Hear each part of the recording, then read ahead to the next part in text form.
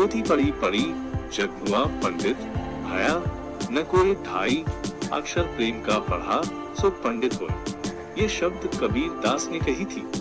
इसका भावार्थ, बही बही पुस्तक पढ़कर संसार में कितने ही लोग मृत्यु के द्वार पहुंच गए पर कोई विद्वान नहीं बन सका, पर ढाई अक्षर प्रेम का जिसने भी अच्छी तरह से पढ़ लिया वो ही विद्वान हो गया। कबीर दास ऐसा इसलिए कहे क्योंकि लोग प्रेम को शरीर के बाहर की दुनिया में खोजने में ही जीवन गुजार लेते हैं और अपने अंदर की दुनिया से अनजान रहते हैं। समय के साथ अनेक लेखकों ने प्रेम को अलग अलग तरीके से परिभाषित किया है, पर हम सनातन धर्म के ग्रंथ एवं अन्य साक्ष्य से प्रेम को समझने का प्रयास करते हैं। जब श्री राम अपने गुरु विश्वामित्र से शिक्षा लेते हैं, गुरु विश्वामित्र जी ने बताए, संसार में सबसे उत्तम शरीर मानव शरीर है, क्योंकि मानव शरीर में वो आध्यात्मिक शक्तियाँ है जो दूसरे शरीर में नहीं है। यह आध्यात्मिक शक्ति हर मनुष्य शरीर में होता है, चाहे वो उच्च जाति का हो या नीच जाति का। प्रकृति उसमें कोई भेदभाव नहीं करती है। शरीर के मुख्य केंद्रों में निरंतर इस शक्ति का स्पंदन होता रहता है। जब तक उसे जगाकर अपने काबू में न किया जाए उसका कोई फायदा नहीं, वो बेकार चीज है। हर मानव शरीर में इस शक्ति के साथ मुख्य केंद्र है जिसे योगाभ्यास के द्वारा जागृत किए जा सकते हैं। सबसे पहला है मूलाधार चक्र। ये इस शक्ति का निवास स्थान है। जिस रूप में ये शक्ति निवास करती है उसे कुंडलिनी भी कहते हैं। गुरु की कृपा और सहायता से इस शक्ति को यहाँ से जगाकर दूसरे केंद्र तक पहुँचाया जाता है जिसे स्वादिष्ठान चक्र कहते हैं। फिर ऊर्जा स्वादिष्ठान चक्र को भेदकर तीसरे चक्र तक पहुँचती है जिसे मणिपुर चक्र कहते हैं। फिर मणिपुर चक्र को भेदकर शक्ति चौथे केंद्र पर पहुँचती है, इसे अनाहत चक्र कहते हैं। यहाँ से विशुद्ध चक्र फिर अंजन चक्र को जागृत करती है, फिर सहस्त्रार चक्र को जागृत करती है। शक्ति जब यहाँ पहुँचती है जहाँ पर रोशनी ही रोशनी है, मानव अलौकिक आनंद में डूब जाता है। यहाँ पर कुंडली शक्ति के काबू में रखने की शिक्षा दी गई। आज की भाषा में कहे तो सीमेन रक्षा करने की शिक्षा दी गई। इसी तरह गीता में बताया गया है, जो कि प्रेम का सबसे अच्छा उदाहरण है। जब श्री कृष्ण अपने गुरु जी से शिक्षा लेते हैं, गुरुदेव ने बताए, मनुष्य के भीतर एक सूक्ष्म शरीर होता है, उसके अंदर शक्ति के 7 केंद्र है। पहला मूलाधार चक्र जो शक्ति का निवास स्थान है, दूसरा स्वादिष्ठान चक्र, तीसरा मणिपुर चक्र, चौथा नाहत चक्र, पांचवा विशुद्धि चक्र, छठा आज्ञा चक्र, सातवां सहस्रार चक्र। श्री कृष्ण जी को भी सीमेन रक्षा की शिक्षा दी गई।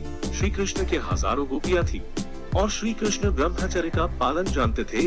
इससे स्पष्ट होता है कि ब्रह्मचर्य से ही प्रेम को जाना जा सकता है। अब थोड़ा शिवा शक्ति अर्धनारीश्वर को समझे। दुनिया भर में शिव और शक्ति के एक दूसरे के प्रेम में लीन को एक शरीर माना है। मतलब शिव जी पार्वती के बिना अधूरे हैं और पार्वती शिव के बिना अधूरे हैं। शिव और शक्ति के मिलन को दुनिया भर में प्रेम का प्रतीक माना जाता है। इसलिए हाल ही अफ्रीका में दुनिया भर में सबसे ऊंचा शिवा शक्ति की मूर्ति की स्थापना की गई है। यहाँ पर शिव शिवा के मिलन, ब्रह्मचर्य की शक्ति का मिलन है। यहाँ पर भी सीमेन रक्षा का मिलन है। वो आप महात्मा बुद्ध के अष्टांगिक मार्ग या मध्यम मार्ग को भी समझे। ज्ञान प्राप्ति के लिए सभी लोग बुद्ध की तरह जंगल में नहीं जा सकते, घर पर रहकर ही ज्ञान प्राप्त कर सके। इसके लिए महात्मा बुद्ध ने अष्टांगिक मार्ग या मध्यम मार्ग दिए, जिसमें सम्यक समाधि के 2 तरह का मार्ग दिए, ध्यान मार्ग और प्रेम मार्ग। प्रेम मार्ग यानी कि परिवार के साथ रहकर सेक्स और ब्रह्मचर्य के बीच का रास्ता अपनाकर ज्ञान प्राप्त किया जा सकता है। यहाँ पर भी सीमेन को बचाने का ही संदेश है। थोड़ा खजुराहो की मंदिर पर भी एक नजर डालते हैं तो प्रेम को समझाने के लिए ही खजुराहो के 70 मंदिर का निर्माण किया गया था, जिसमें 24 मंदिर आज भी मौजूद हैं। इन मंदिर के चारों ओर दीवारों पर काम क्रीड़ा में लिप्त नग्न मूर्तियां हैं और मंदिर में ब्रह्मा, विष्णु और महेश की मूर्ति है। मतलब कि सेक्स से ऊपर उठकर ही ईश्वर को पाया जा सकता है। यहाँ पर भी सीमेन की रक्षा करते हुए स्त्री पुरुष एक दूसरे के प्रेम में लीन हैं। यहाँ पर भी शक्ति या ऊर्जा या सीमेन को काबू में करके ही घंटों तक प्रेम किया जा सकता है। ये मैसेज छिपा हुआ है।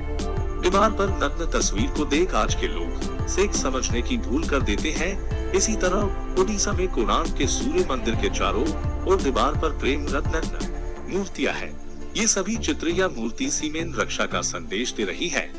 विभिन्न ग्रंथ एवं साक्ष्य से ये स्पष्ट हो गया कि मूलाधार चक्र से ऊर्जा का नीचे गिरना सेक्स है और ऊर्जा का मूलाधार चक्र से ऊपर जाना प्रेम है। अब थोड़ा कामसूत्र ग्रंथ को भी समझे तो कामसूत्र में काम से संबंधित बहुत सारी नियम एवं बातें बताई गई है। रामायण या गीता को समझे बिना कामसूत्र समझ पाना थोड़ा कठिन है, क्योंकि कामसूत्र के सारे नियम उत्तेजना को काबू में रखने के लिए है। आज के युवा समझते हैं कि गीता रामायण तो बूढ़े बुजुर्ग के लिए है, हम जवानी में ऐस मौज नहीं करेंगे तो कब करेंगे। ऐसा सोचने वाले युवा प्रेम को जान ही नहीं सकते हैं तथा बीमार पड़ते हैं और अंग्रेजी दवा का सहारा लेना पड़ता है। इसलिए सीमेन बचाइए और सच्चे प्रेम का आनंद पाइए तथा जीवन भर बीमारी से सुरक्षा पाइए।